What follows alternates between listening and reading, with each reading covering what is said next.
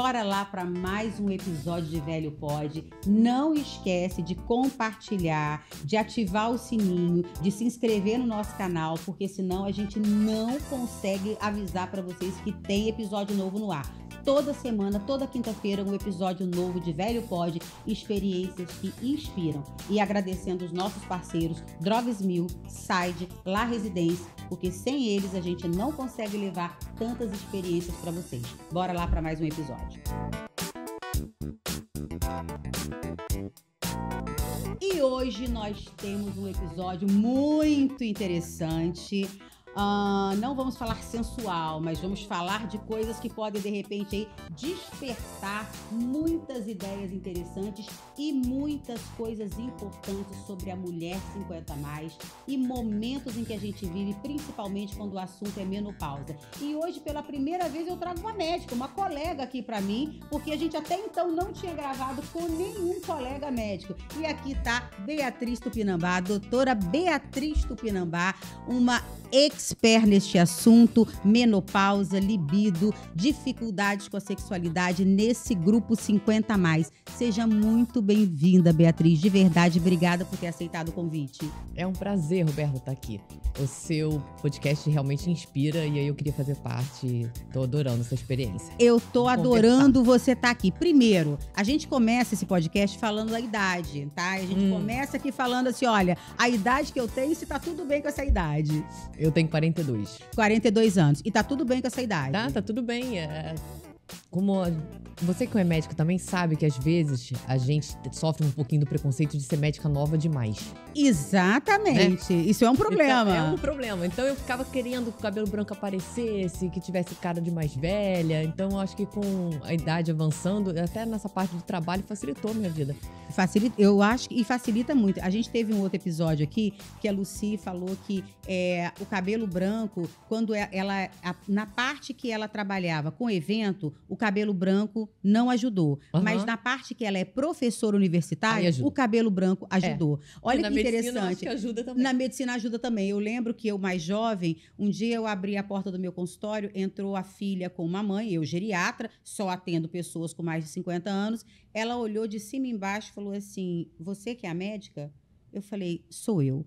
E ela olhou assim, muito perplexa, porque eu acho que ela me achou nova demais para entender os problemas geriátricos da mãe. E aí eu me lembro, quando tudo começou com a minha aparição no Instagram, eu falei que menopausa era a melhor fase da vida da mulher. Então eu comecei assim, porque eu vi isso, a transformação que aconteceu com a minha mãe, ela vivendo a melhor fase, eu comentei que menopausa era a melhor fase da vida, foi um escândalo. Escândalo, lógico. Como que você ousa falar algo assim? E uma das coisas que eu ouvi foi assim, é porque você não tá na menopausa, porque você é nova, porque você não sabe o que você tá falando.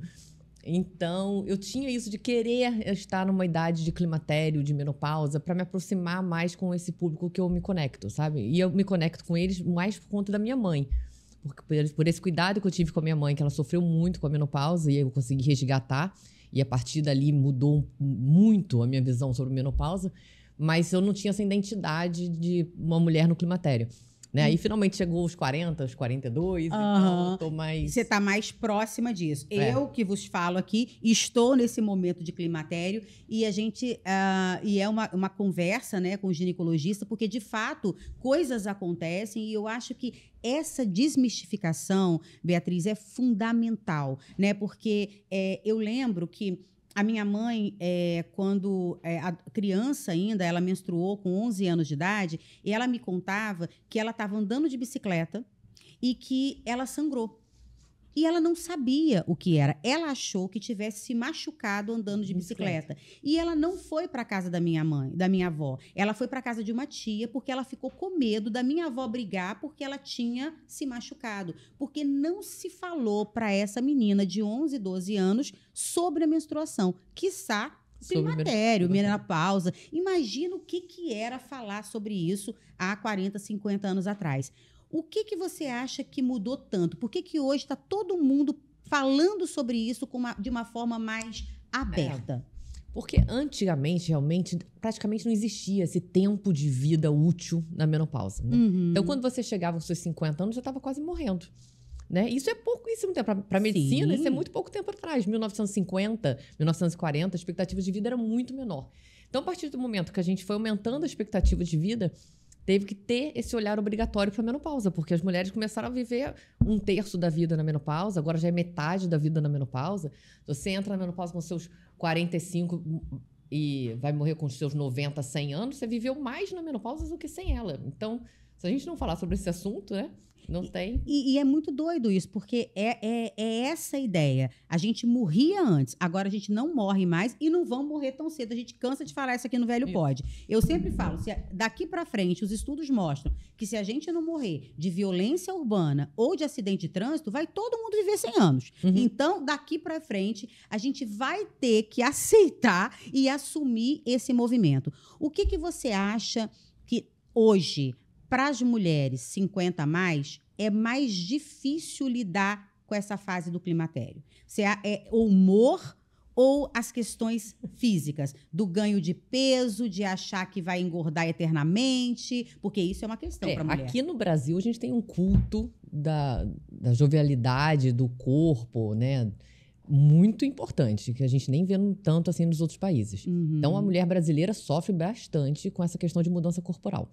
Então, o rosto derretendo, mudança da composição corporal, aumento de retenção abdominal. Então, elas se incomodam muito. Né? Mas quando você pensa num sintoma assim, mundial, alteração de humor, alteração de sono, prejudica muito mais do que mudança corporal. Mas no Brasil é isso que mais... É o corpo. É o pé. Eu acho que elas buscam mais pela questão corporal do que pela questão emocional.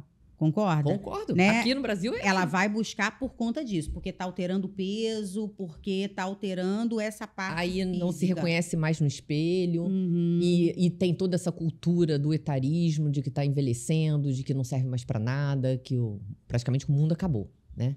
Você entra na menopausa, se você não tem conhecimento, se você não está fazendo um tratamento direito, você entra na menopausa achando que a vida acabou, que é o fim. E que não vai ter mais jeito. E não tem mais jeito. E tem jeito, tá, gente? Graças a Deus, a Beatriz está aqui para provar pra gente que tem jeito. Com certeza tem. E dentro deste lugar do etarismo, que já é uma loucura institucionalizada em relação ao corpo, à imagem, a ter cabelo branco, a não ter cabelo branco, as mulheres têm um peso muito maior em relação a isso. Muito. A gente tem aqui, né? A gente já passou aqui alguns episódios onde os homens falam abertamente que sofrem muito menos com isso do que nós mulheres, e isso em todos os segmentos, né? O cabelo branco no homem tem um charme, tem, né, tem uma benevolência com o envelhecimento masculino que com a mulher não tem, né? Então, isso são critérios realmente. Tide, empresa especializada em cuidadores de idosos, e agora Great Place to Work.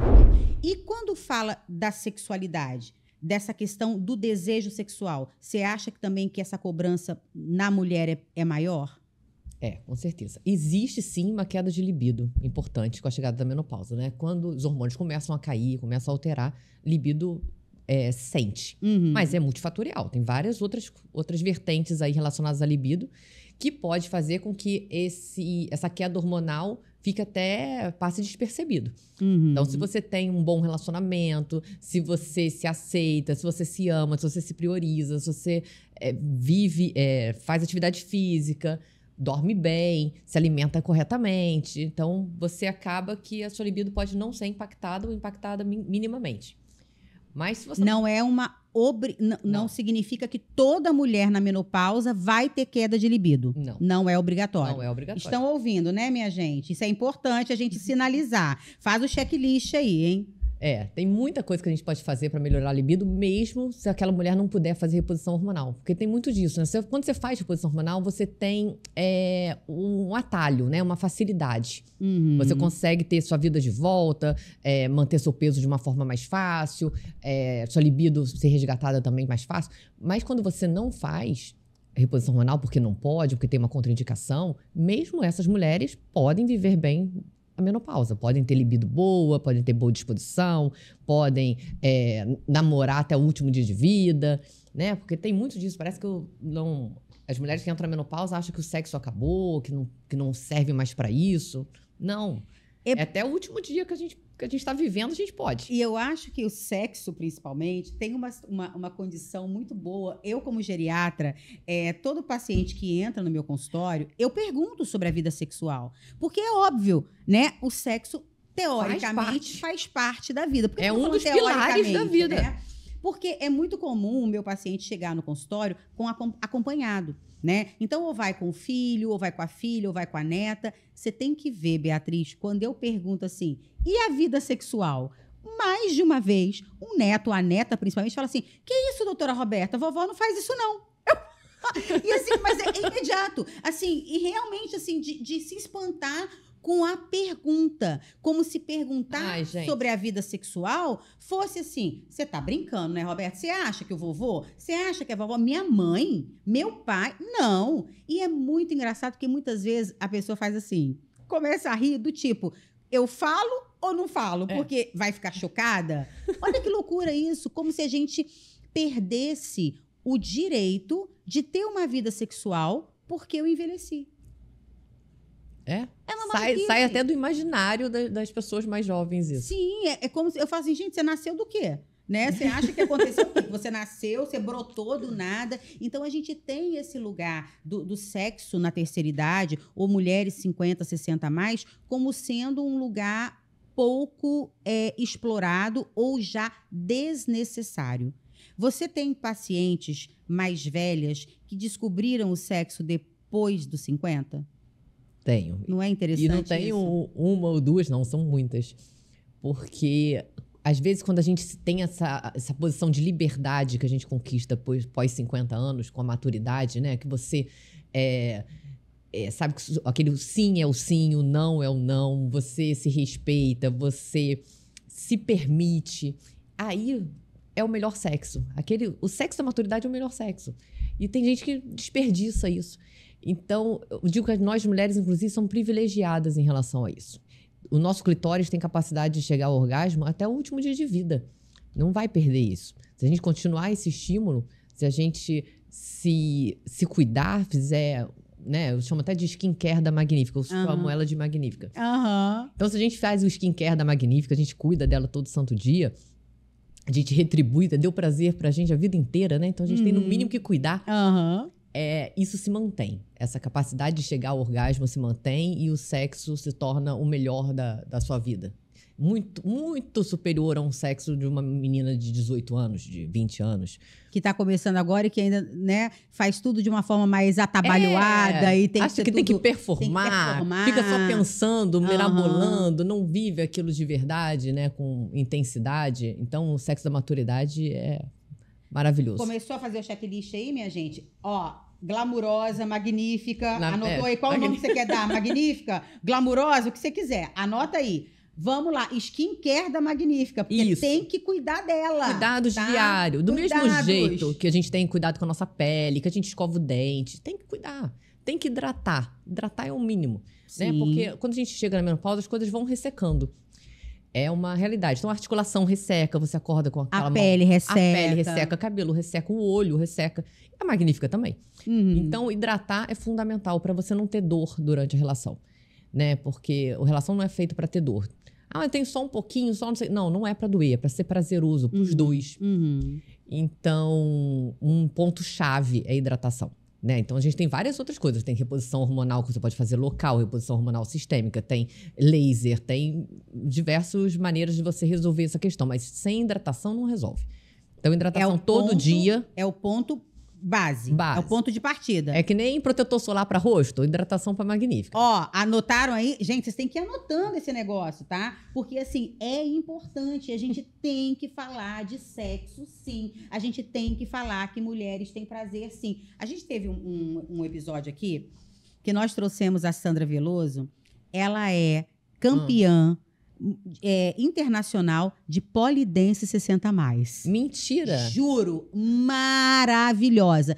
E no perfil dela, enxurradas de comentários horrorosos, né? Do tipo... Já passou da idade. Exatamente. Que ridículo, ou que esse corpo não é para isso, e que não sei o quê, você já não tem mais idade. Então, olha quanta... E ela faz o pole dance, você não tem noção da força que ela tem, né? Porque o pole dance exige tem uma muito. exigência física, de força, de atividade física, para você dar conta de performar naquilo ali. E ela faz isso com maestria, com mais de 60 anos, ganhou prêmios internacionais, e eu acho isso tão incrível, porque traz também um olhar de sensualidade para si, de bem-estar, de se olhar com desejo, com respeito, com vontade de dizer eu posso. Eu posso. Sabe? E isso é muito bacana. Mas como ainda, Beatriz, me impressiona o quanto as mulheres falam mal dessas mulheres. Impressionante, né? Não é louco Eu isso? fico olhando assim... Uma vez eu me lembro que eu publiquei uma foto indo pra praia, eu tava de short, indo pra praia. Uhum. Aí eu recebi isso. Você não tem Você? idade pra usar short. Ah, entendi. Eu falei, gente do céu, eu vou pra praia de quê? De burca. Falei, meu Deus, não tenho idade pra usar short. Essa é novidade pra mim. Mas as pessoas param a sua vida pra escrever e falar mal da Sobre outra isso. pessoa na rede social. É impressionante isso. E dificilmente, e infelizmente, gente, isso é uma realidade, não foi um homem que escreveu isso. Não, é uma né? mulher. É uma mulher. É uma mulher que escreve que a outra mulher não pode usar short, não pode fazer pole dance, não pode usar biquíni, não pode fazer dança do ventre, não pode fazer balé. De onde que se sai tanto esse não pode? Não sei, eu queria saber, eu queria ter acesso a essa cartilha aí que eu não recebi. Não pode cabelo comprido também. Não pode, não Cabelo pode. comprido também não pode. Não Isso aí pode. É uma envelheceu, tem que cortar cabelo. Tem que cortar cabelo. E também é muito doido, porque se põe o cabelo branco, tá velha. Mas se pinta o cabelo, tá querendo falar que não tá velha. É. A gente não consegue. Não vai dar pra agradar todo mundo. Não vai dar pra agradar todo mundo. Aí que tá o lance, né? É você não se importar. A pessoa pode escrever, pode falar. É o que a pessoa... Se você não ingerir, né? Não vai fazer mal pra você.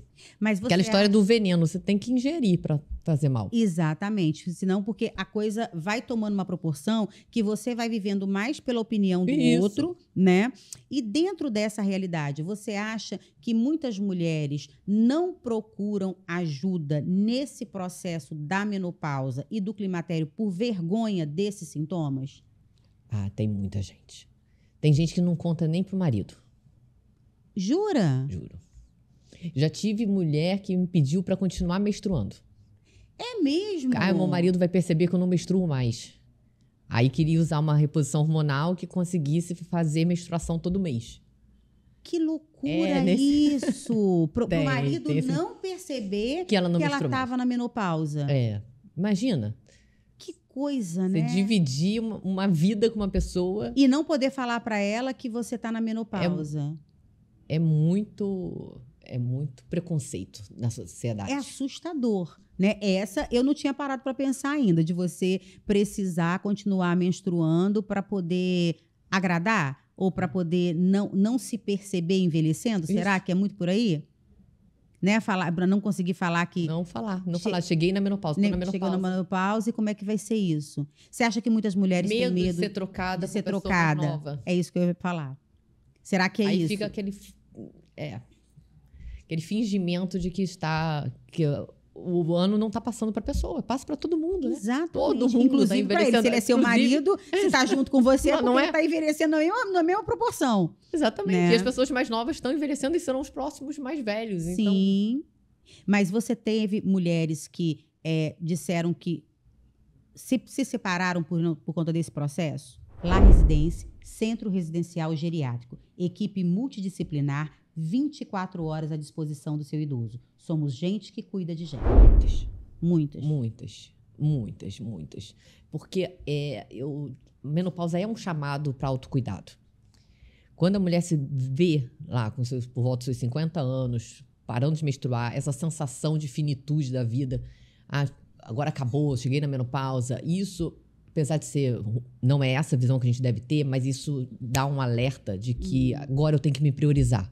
Uhum. Agora eu tenho pouco tempo de vida, eu tenho que fazer o que eu gosto, eu tenho que fazer o que eu quero, eu tenho que me sentir bem, eu tenho que... pensar em mim mais, né? Porque a gente passa a vida inteira pensando nas outras pessoas. A mulher, principalmente. Sim. A mulher tem muito disso. Cuida de todo mundo e não para pra cuidar de si própria. Então, quando ela se vê nesse ponto, desse alerta, desse chamado que a menopausa dá, ela repensa a relação conjugal. Será que tá bom esse casamento? É isso que eu pedi? Que nível? Porque os relacionamentos às vezes vão esfriando e eles estão separados dentro da mesma casa, sabe? E às vezes essa mulher toma coragem de procurar uma coisa nova, ou até ficar sozinha mesmo, mas aquela história antes solta que mal acompanhado. Tem muito dessa visão. Menopausa dá esse alerta na mulher.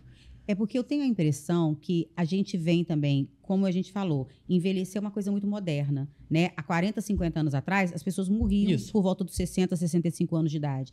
Então, essa mulher, ela tinha muito um lugar reprodutivo, né? Muito de reprodução. Então, você casa para ter filho. Eu lembro que, para você ter uma ideia, eu só fui ter filho com 30 anos de idade. E eu lembro que quando eu me casei, a cobrança, no dia que eu me casei, no outro dia já estavam me perguntando quando é que eu teria filho. Isso. Né? E como eu não fui tendo filho naquele momento, eu fui esperando, era uma cobrança ainda mais mineira, né? Tem que ter filho. E assim que o Arthur nasceu, a pergunta era, quando é que vem o próximo? Quer dizer, as pessoas não... Se você tem um, já tem que ter o outro. Se tem o outro, você tem que ter mais um. Então, existe uma cobrança reprodutiva. E talvez quando a mulher chega nesse lugar que ela não pode mais reproduzir... E os filhos estão saindo de casa. E os filhos estão saindo de casa. Aí, acabou a função. Acabou a função. O que eu estou fazendo aqui? E aí tem que se haver com a relação. E aí você se vê com a relação. Só com a relação. Aí não há Netflix que resolva mais. Você não tem mais o que se distrair, você tem que viver aquilo. Essa relação está boa ou não? O que eu vou fazer daqui em diante? Então, esse lugar de repensar da menopausa tem. E os divórcios estão crescendo, né? Sim, principalmente nessa faixa etária. Né? Eu tenho muitas pacientes. Eu tenho uma paciente que hoje está com 76 anos, 76. E ela me fala que a primeira vez que ela teve uma relação em que ela tirou a roupa toda, que ela ficou completamente nua para o seu parceiro, foi aos 64 anos. Ela estava viúva e enquanto ela estava naquele casamento, era de luz apagada, de camisola, e ela não tirava a camisola, ela levantava a camisola. E era aquela ali dentro daquilo que ele ia orientando o passo a passo, vamos dizer assim. E aí ela fica viúva, começa a fazer uma aula de dança, encontra uma pessoa, e hoje eles estão namorando, ainda estão namorando, já estão aí com mais de 6 anos ou 7 anos juntos. E aí a primeira vez que ela se desnuda na frente de uma pessoa, olha que louco isso. Como é que pode uma coisa dessa? E ela se descobriu dentro de uma sexualidade. No começo, ela é extremamente envergonhada de me contar essa história, né? Porque, assim, Roberta, eu tô sentindo umas coisas. Eu falei, conte-me sobre isso. E ela assim, não, mas é muito estranho. Eu falei, o que é estranho? Mas é estranho sentir prazer. É estranho você se desnudar para o outro de uma forma sem vergonha. Sabe? Então, essas mulheres também, muitas vezes, vêm dessas relações. Que se você pensar num casamento aí de 55 anos, 60 anos, como que era essa relação? Como que chegou nesse casamento? Muitas vezes eram casamentos assim, ó, você vai arrumados casar com aqui, pelos pais. Esse aqui vai casar com esse aqui, tá tudo certo. Né? Então, assim, quando vira essa chave, olha que beleza. Que transformação. Que transformação. Sempre há tempo de mudar. E de sentir prazer. E sentir prazer. Não passou da época nunca. E esse prazer pode acontecer o tempo todo, como inclusive você falou. Sozinha. Boa. Esse é um bom ponto da gente, sim, inclusive falar, sozinha. Né? Inclusive sozinha. Quantas mulheres verdadeiramente você acha que se conhecem?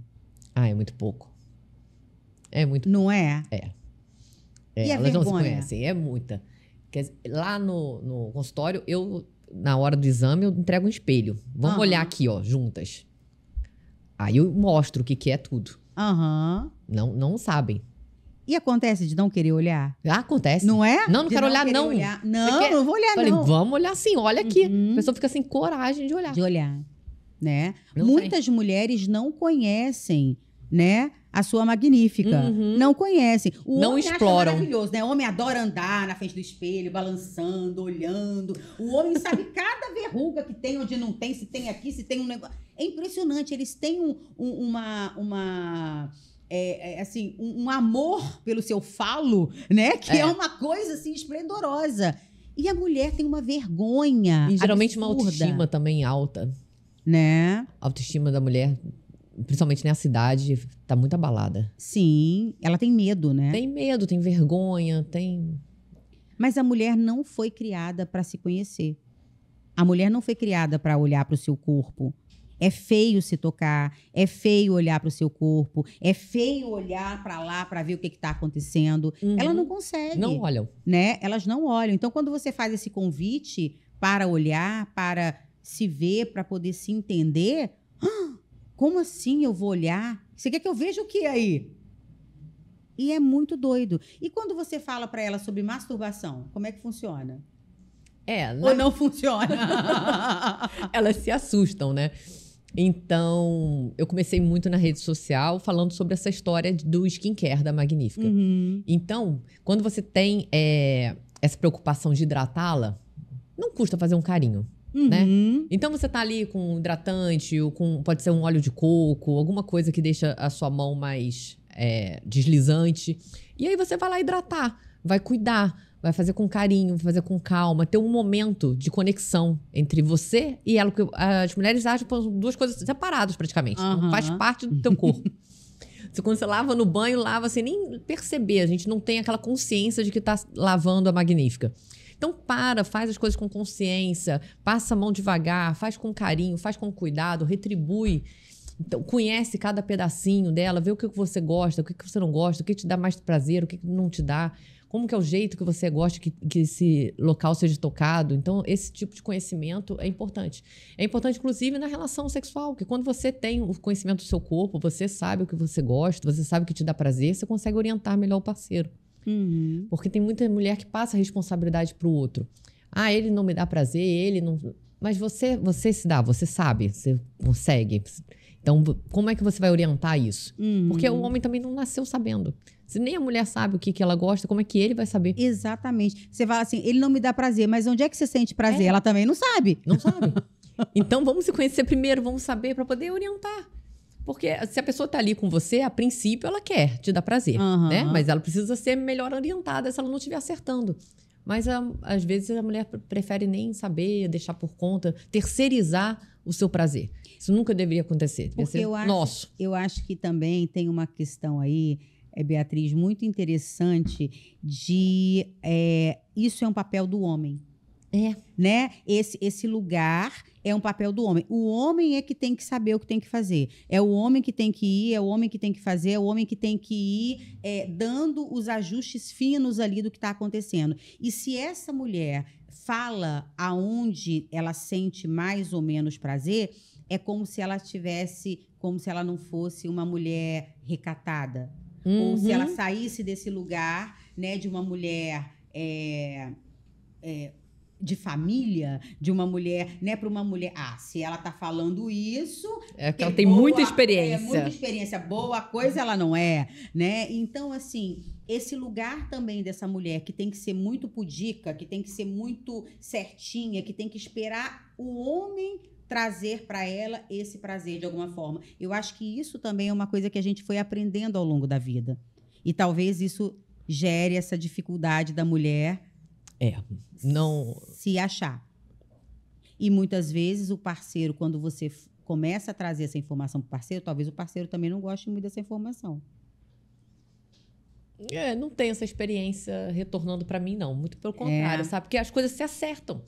Porque aí ela passa a ter mais prazer, a relação flui, né? Ela passa a querer mais, porque a relação foi prazerosa.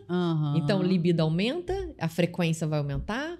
O resultado é só positivo. Para todo mundo. Para todo mundo. E quando você insere essas informações no seu dia a dia, a maioria delas acolhem bem ou você precisa de um tempo para conseguir o convencimento? Não, precisa de um tempo. Precisa de um tempo. Às vezes o parceiro tá na consulta. Eu falo também. eu tenho um método, né, pra gente viver bem durante a menopausa climatério, chamado Ressignifique a Menopausa. Nesse método tem um dos passos para viver bem é a gente ter uma libido boa, né, priorizar a nossa sexualidade. Faz parte, inclusive, pela Organização Mundial de Saúde, da nossa saúde. Sim. Saúde e bem-estar, a gente tem que estar com sexualidade bem, né, em dia. Então, lá tem um módulo chamado Desperte a Libido em Você. E aí, a mulherada toda ali, as alunas, colocam os parceiros para assistirem. Porque aí eu ensino os pontos de prazer, quais são todos os pontos, o que precisa, né? Toda essa diferença de excitação da mulher e do homem. Então, resposta sexual feminina sendo completamente diferente da resposta sexual masculina. Então, tendo que ter todo esse preparo antes, né? Pra gente ter uma ideia, pra gente ficar excitada, lubrificada, a gente precisa que mais ou menos uma média de 500 ml de sangue vá para essa região. Então, isso leva pelo menos ali uns 15, 20 minutos. Então, de excitação, de namoro antes, a gente precisa desse tempo, senão não vai ter lubrificação. E aí não vai ter lubrificação, não vai ter excitação, não vai ter dor. Tendo dor, não vai ter prazer. Aí fica mais difícil a gente chegar ao ápice, né? Então, homem já, para ter excitação, dependendo do tamanho, é em média uns 80, 90 ml de sangue. E eles têm isso muito rápido, é só uma visão, você olha, pronto. Pronto, 2 minutos e meio. Resolveu. Anotaram, por favor? Meninos, vamos lá. Checklist Então para as meninas fisiológico. e checklist para os meninos, né? Porque assim, vocês querem milagre, né? Não Vocês tem. acham que a mulher vai chegar em casa, trabalhou o dia todo, as crianças chegando, ela tira a roupa e fala, e ele já acha, resolveu. E ele acha que a mulher tem que estar nesse mesmo lugar. Exatamente. Resposta sexual feminina e masculina é completamente diferente. Então, anotem aí, por favor. E a Drogas Mil tem a Sala Cuida, uma sala de serviços farmacêuticos para o seu público. Aferição de pressão, medicamentos e vacina. E aí, não respeitam esse tempo de lubrificação. Na menopausa, no climatério, isso já é mais difícil, porque se a mulher está mais ressecada, essa lubrificação é mais demorada. Muito mais demorada. E ainda reclamam do uso de lubrificante. Meu Deus. Isso eu fico muito chateada da vida. Esses homens que reclamam de lubrificante. Não querem usar. Porque acham, porque eles se sentem ofendidos. Mentira. Porque a pessoa não está lubrificada. Entendi. Mexe com a masculinidade deles. Não precisa de lubrificante. É porque eu sou muito especial, entendeu? Eu sou muito incrível, muito gostoso, muito lindo. E você deveria estar molhada Exatamente. Praticamente mergulhada no mar, né? Ofende o ego. Olha que loucura. Então, não é só uma questão de falta de excitação, ou se a mulher não gosta ou não tá mais afim. Não é nada disso. Na menopausa, a lubrificação é menor, é mais difícil. Então, quando você usa o lubrificante, você vai melhorar o prazer dessa mulher. E aí, quando não tendo dor, ela vai querer mais vezes. Vai melhorar a questão de libido também. Né? Mas aí não usa lubrificante, fica tudo ressecado. Depois forma aquelas fissuras, aí dor, aí infecção urinária. E uma coisa chama a outra. Qual é a mulher que vai querer ter relação de novo? Sim. Aí a libido vai só diminuindo. Então, uma coisa chama a outra. A gente começa com essa atrofia vaginal, a falta de hidratação, a falta de lubrificação, a excitação fazendo em 2 segundos, tudo para dar errado. E aí aumenta dor, aumenta fissura, aumenta dor pós-relação, infecção urinária pós-relação. E aí essa mulher vai cada vez mais querendo menos. Exatamente. E aí a gente entra num ciclo vicioso. E acaba achando que é uma coisa pessoal, né? Eles vão para esse lugar, né? Eu não tinha nunca pensado por esse ponto no sentido de não querer o lubrificante por conta disso, mas faz todo sentido, né? Porque o homem tem esse contraponto da mulher, o homem tem esse ego extremamente elevado em relação ao sexo, né? Ele é incrível. Aí você não quer mais, você não gosta mais de mim, você não sei o quê. Olha, a autoestima masculina, meu Deus. é algo que a gente não precisa estudar, porque já é estudado no mundo inteiro, porque a autoestima masculina é algo inacreditável. É inacreditável. Né? Porque, assim, inclusive tem um estudo... Mas a gente tem culpa disso também. Tem, claro. A gente tem culpa. Teve um estudo, eu não vou me lembrar agora exatamente como foi, mas era perguntando sobre a autoimagem, né, entre homens e mulheres. Beatriz, você não tem noção. Assim... A autoimagem dos homens é quase 100% de aceitação profunda do seu ser.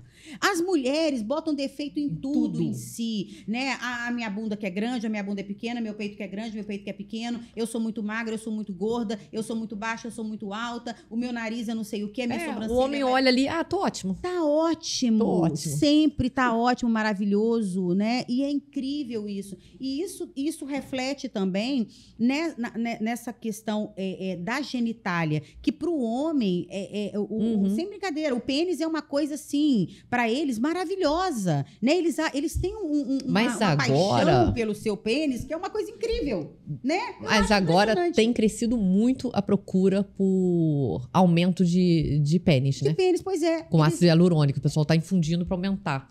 Agora, então, eu fiquei até surpresa. Falei, ué, gente, eles estavam incomodados, porque geralmente quem faz esses procedimentos são as mulheres, né? Agora, não adianta aumentar o tamanho se não sabe usar, minha gente. Vamos anotar isso, por favor? Anota o checklist dos meninos. Não adianta aumentar o tamanho se você não sabe usar.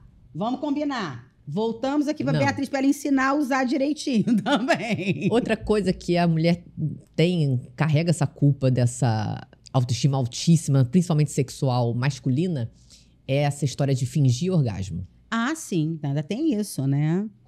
Gente, é um tiro no pé de um tamanho. Falei assim, não é possível. Porque você pega, aquela relação está ruim, né? Você não conseguiu chegar, você finge que chegou, e aquele homem sai como daquela relação? Ué, eu estou acertando. Sim. É óbvio. Qualquer pessoa seria... Se eu fizer isso amanhã de novo, eu vou acertar de novo. Né? Então, se você demonstra que você não chegou ao orgasmo, não teve prazer naquela relação, talvez ele até tente consertar. Então, o que eu preciso fazer de diferente? O que a gente tem que mudar aqui? Né? Mas se tá ótimo daquele jeito, ela chega ao orgasmo todas as vezes que a gente tem relação, não vou mudar nunca. E eu sou incrível. Exatamente. Todas as vezes. Todas as vezes. A mulher chega, mas... Elas preferem... As justificativas, às vezes, é pra terminar logo. Por quê? Porque tá incômodo. Porque tá incômodo. E podia falar desde o início. Olha, está incômodo. Não precisa terminar mostrando que foi prazeroso. Tá me incomodando, falando, olha, tá eu quero doendo. parar porque não tá bom. Sim. Né? Aí a gente teria um conserto, a gente usaria outras coisas. Mas outros métodos, né? A gente tem dedo, a gente tem língua, a gente tem mil coisas que a gente pode fazer. Temos vibradores, temos várias coisas que a gente pode usar. Mas aí ela prefere dizer que foi prazeroso para acabar, pronto.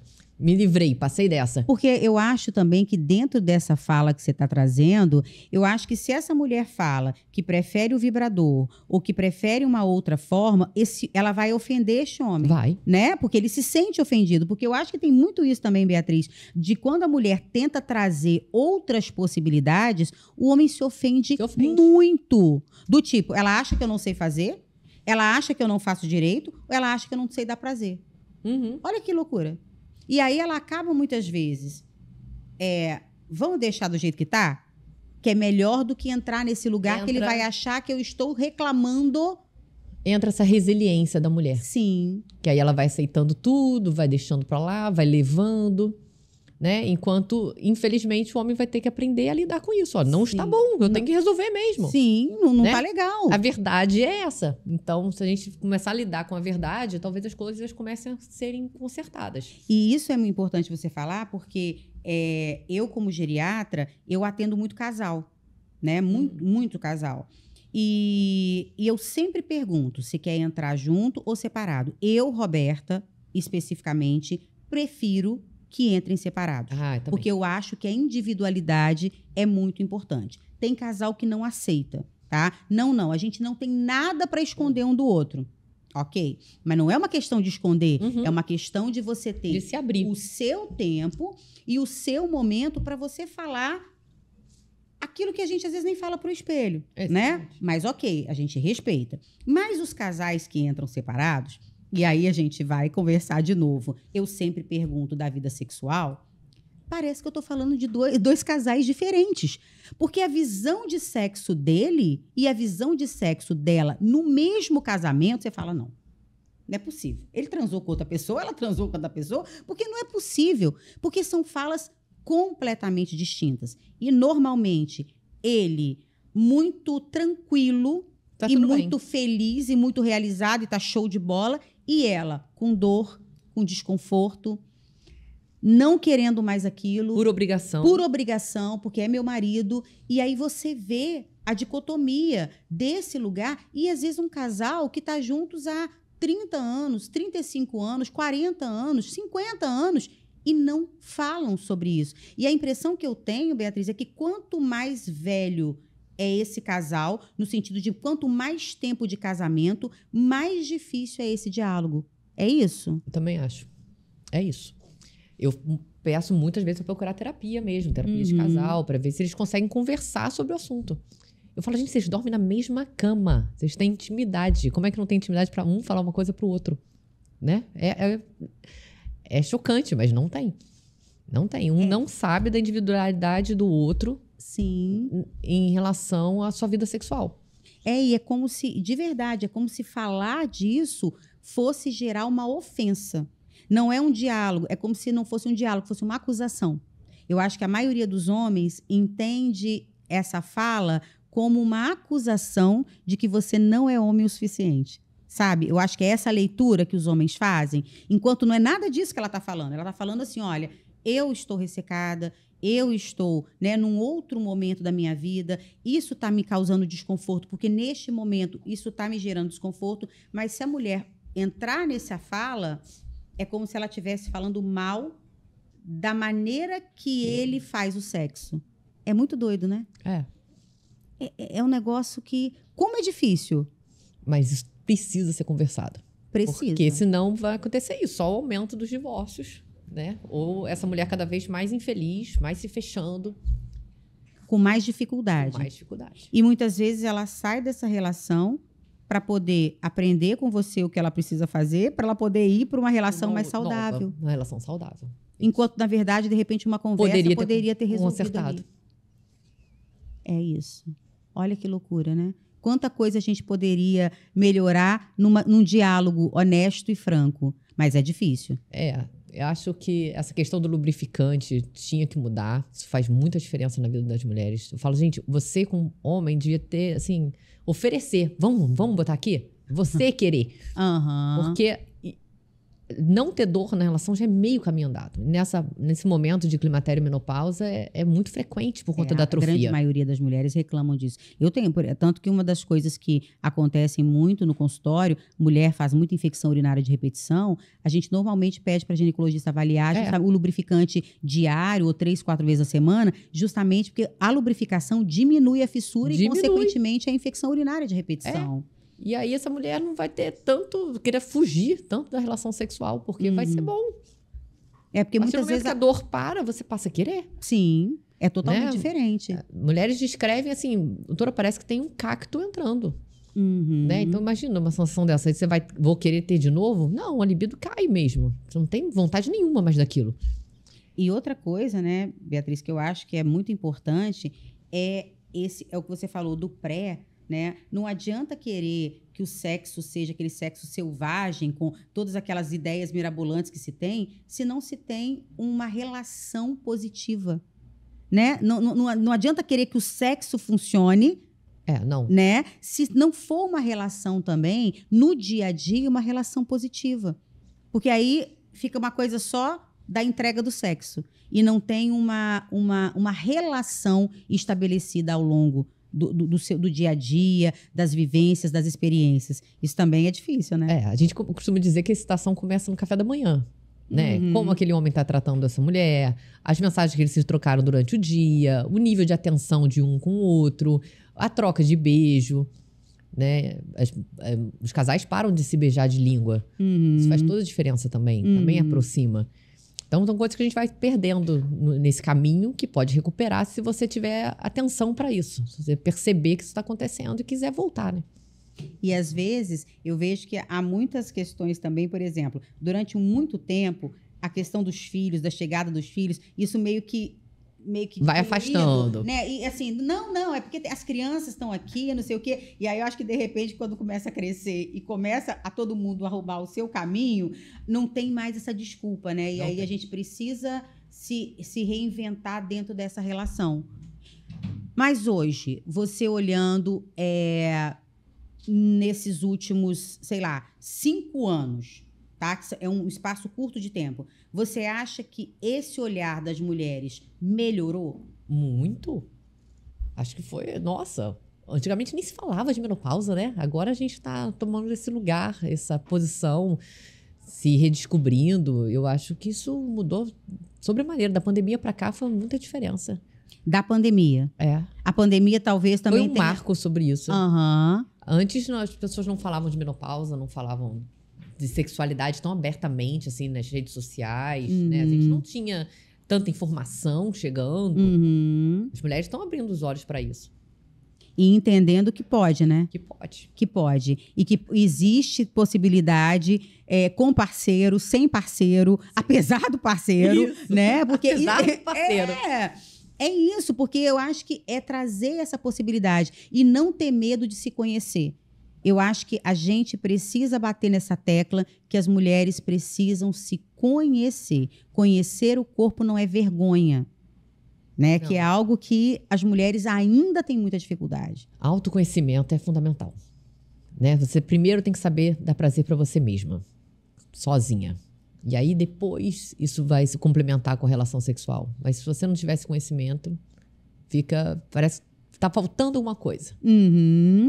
Entenderam, né, minha gente? Então, vocês anotaram aí o checklist? Os meninos e as meninas. Eu tenho o checklist das meninas e o checklist dos meninos, né? Então, assim, checa tudo aí. Ouve esse podcast 35 vezes para incorporar para a tua vida essas coisas, porque isso é fundamental, gente. Olha só, a vida, a sexualidade, o envelhecimento, tudo isso faz parte da nossa existência. Não tem como sair disso. E para viver uma vida plena em todos os sentidos, a gente tem que olhar para isso com atenção.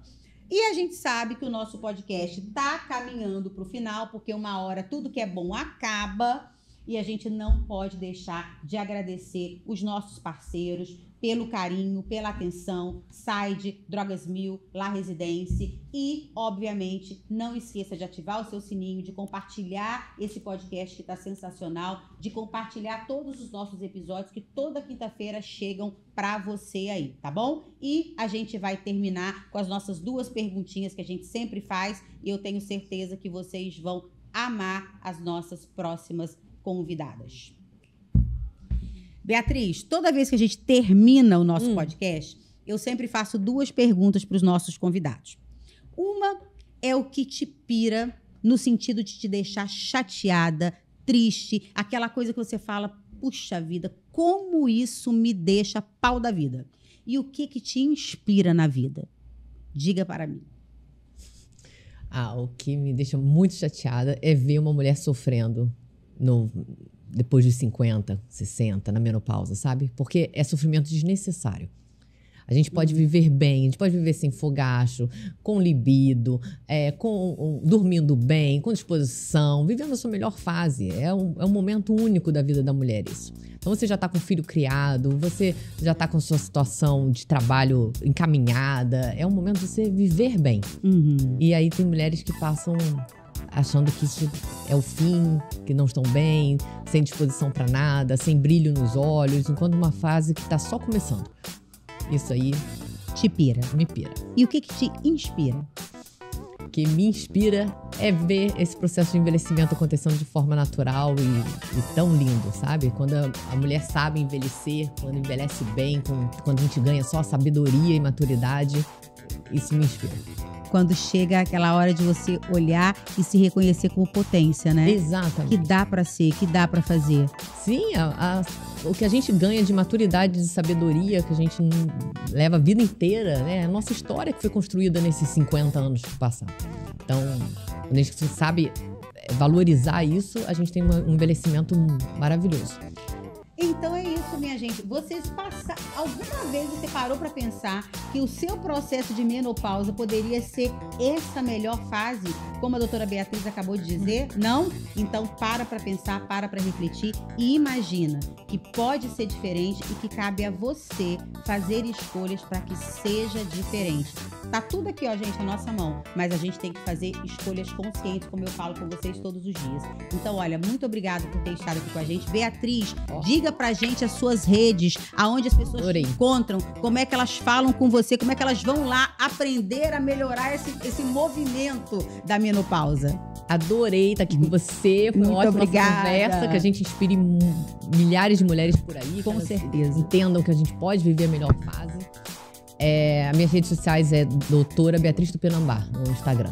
Doutora Beatriz Tupinambá. Anota tem aí um aplicativo o aplicativo. que vai te ensinar a viver bem nessa melhor fase. Opa, qual é o palma aplicativo? Da sua mão. É o Resigniflix. É quase um Netflix da menopausa. Opa, isso é bom, hein? Opa. Eu vi aqui o seu livro fala bastante sobre ressignificar, né? Muito, muito, muito. Tô doida pra ler. Eu falo muito sobre isso, porque eu acho que a vida é isso, é ressignificar. A gente tem esse novo olhar sobre a menopausa, sabe? Sobre o processo de envelhecimento. Então tem o Resigniflix e o Resigniflix. Anota aí, minha gente, e A palma bora da sua lá, mão. todo mundo começar a ressignificar esse negócio. Bora cuidar aí da nossa magnífica e, ó, botar pra jogo, porque a vida tem mais 50 anos pela frente. Tá só começando. Tá só começando. Um beijo enorme, gente, e até o próximo episódio. Beijo.